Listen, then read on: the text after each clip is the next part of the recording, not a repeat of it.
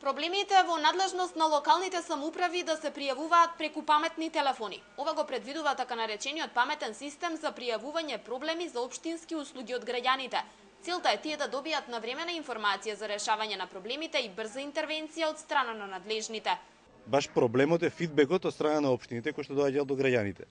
Ова апликација е многу интересно направена, значи уште самата тест апликација ние која што ја развивме, така да штом некој со самата апликација ќе пријави проблем, во истиот момент добива информација кога е проблемот прочитан и цело време добива информации за статусот што е превземено со тој проблем. Значи излезено на терен, евидентиране, мапиране проблемот, решене проблемот и слично.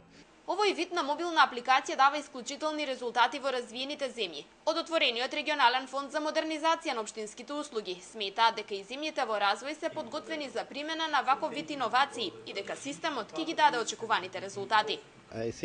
Мислам дека системот е возможно да се имплементира на балканските држави, дури и мислам дека во некои фази на иновација дури многу побрзо може да се имплементира во овие држави, затоа што државите се веќе спремни за нови работи, иновации и веќе ги имаат капацитетите.